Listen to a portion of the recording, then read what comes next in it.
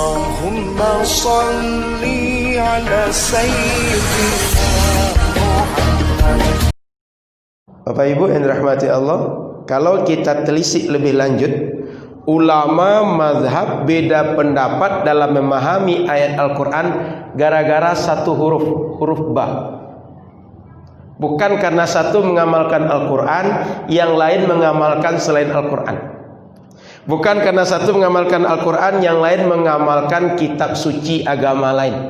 Tapi Al-Quran dipahami dengan bahasa Arab, Al-Quran dipahami dengan hadis Nabi. Timbul beberapa pandangan ulama.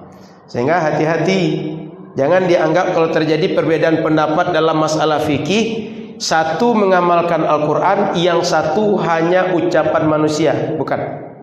Sama mengambil Al-Quran, lalu pemahamannya sama-sama pemahaman manusia. Kita mesti bedakan. Ayat Al-Quran semuanya sepakat bahwa dia valid dari Allah. Buktinya apa? Banyak orang yang hafal dan tidak beda hafalannya. Tapi pemahaman terhadap ayat Al-Quran itu hal yang berbeda dengan validnya ayat Al-Quran. Soal ayat Al-Quran semua kita sepakat, tapi pemahamannya tidak semua ulama sepakat. Kenapa? Karena pemahaman terhadap bahasa Arab dan hadis penjelasnya.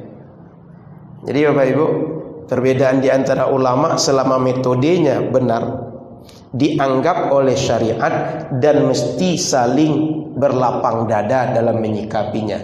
Tapi hati-hati, kalau ada pemahaman sesat, yang satu benar, jangan toleransi. Antara benar dan salah itu mesti satu saja yang diambil, harus benar saja. Tapi kalau benar dengan benar terjadi beda pendapat, keduanya mesti disikapi dengan lapang dada. Maka beda, kita mengalah dengan orang yang benar dan mengalah dengan orang sesat itu nggak sama. Hari ini banyak orang ketika ada yang sesat, kita yang benar disuruh mengalah. Jangan mau. Yang benar harus tunjukkan benar. Yang benar harus tunjukkan kebenaran kita dan tegakkan dan perjuangkan. Kalau tidak, nanti semua ilmu akan dianggap salah oleh orang dan kita tak punya lagi standar kebenaran. Hari ini itu yang terjadi. Maka Bapak Ibu rahmati Allah Subhanahu wa taala, ketika nampak ulama kita berdialektika, berdiskusi, kemudian mengajukan argumen, kemudian mematahkan argumen, kita yang tak paham tak usah merasa orang tu macam kurang kerjaan lah. Atau usah begitu. Tengok saja. Fokus saja di bidang kita. Biar orang berdebat dengan ilmunya, kita dengan ilmu kita. Orang dengan bidangnya, kita dengan bidang kita.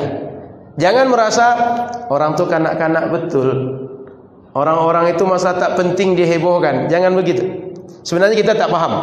Bukan orang tu tak paham, kita yang tak paham dan belum makanan kita.